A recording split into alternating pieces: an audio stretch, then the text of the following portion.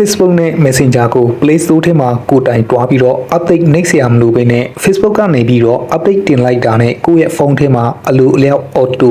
update တင်ပေးသွားတဲ့နည်းလမ်းပြပြပေးမှာဖြစ်ပါတယ်။ပထမအဆုံးအနေနဲ့ကျွန်တော်တို့ရဲ့ဖုန်းထဲက Facebook application ထဲမှာအရင်ဆုံးဝင်သွားလိုက်ပါမယ်။ပြီးတော့ menu ကိုတစ်ချက်နှိပ်လိုက်မယ်။အောက်ဘက်ကိုဆင်းသွားလိုက်ပါမယ်။ Setting and Privacy ထဲကိုတစ်ချက်နှိပ်လိုက်မယ်။ setting ထဲကိုထပ်ပြီးတော့နှိပ်လိုက်မယ်ပြီးလို့ရှိရင်တော့ကျွန်တော်အောက်ဘက်ကိုဆင်းသွားလိုက်မယ် media ထဲကိုတစ်ချက်နှိပ်လိုက်မယ်အောက်ဘက်မှာနေနေဆင်းသွားလိုက်မယ်ပြီးရင်တော့ app update ဆိုတဲ့နေရာမှာတစ်ချက်နှိပ်လိုက်မယ်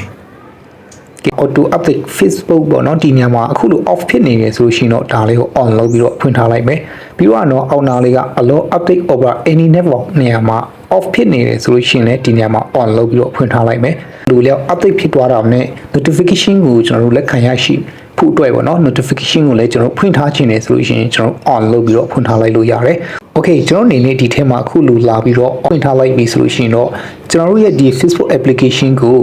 Meta Facebook ကနေပြီးတော့ Play Store မှာ update တင်လိုက်တာနဲ့ကျွန်တော်တို့ကိုယ်တိုင် Play Store ထဲမှာတွားပြီးတော့ update တွားနှိပ်စရာမလိုဘဲနဲ့ကျွန်တော်တို့ရဲ့ဖုန်းထဲမှာအလိုလျောက် auto update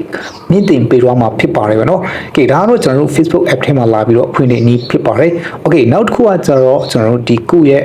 Messenger ပေါ့နော်အဲ့ဒါလေးကိုကျွန်တော်တို့ auto update ဖွင့်ထားတဲ့နည်းလမ်းပြပြပေးမှာဖြစ်ပါတယ်ဆိုတော့ကျွန်တော်တို့ Messenger ထဲကိုတစ်ချက်နှိပ်ပြီးတော့ဝင်သွားလိုက်မယ် menu ထဲကိုတစ်ချက်နှိပ်လိုက်မယ် setting ထဲကိုတစ်ချက်နှိပ်လိုက်ပါ app update ထဲကိုတစ်ချက်နှိပ်လိုက်မယ်ဒီထဲမှာလေးပဲခုနကကျွန်တော်တို့ဒီ Facebook app ထဲမှာတွားပြီးတော့ဖွင့်ထားတဲ့ပုံစံအတိုင်းပဲအပေါ်ဆုံးနားလေးက app update နေရာမှာကျွန်တော်တို့ on လုပ်ပြီးတော့ဖွင့်လိုက်မယ်အလီနားလေးက allow on လုပ်ပြီးတော့ဖွင့်လိုက်မယ် notification ကိုလက်ခံရရှိဖို့အတွက်လည်းဒီမှာ notification ကိုလည်းကျွန်တော်တို့ on လုပ်ပြီးတော့ဖွင့်ထားလိုက်မယ် okay ဒါဆိုရှင်တော့ Facebook ကနေပြီးတော့ Play Store ပေါ်မှာ Messenger ကို update တင်လိုက်တာနဲ့ပေါ့နော်ကျွန်တော်တို့ရဲ့ဖုန်းထဲမှာauto လျောက် auto update မြင့်တင်ပေးသွားမှာပဲဖြစ်ပါတယ်ပေါ့နော်ကျွန်တော်တို့ကိုယ်တိုင် Play Store ထဲမှာတွားပြီးတော့ update တင်စရာမလိုဘူးကျွန်တော်တို့ဒီနှစ်ခုမှာ auto ပေါ့နော်ခုလိုဖွင့်ထားလိုက်ပြီဆိုလို့ရှင်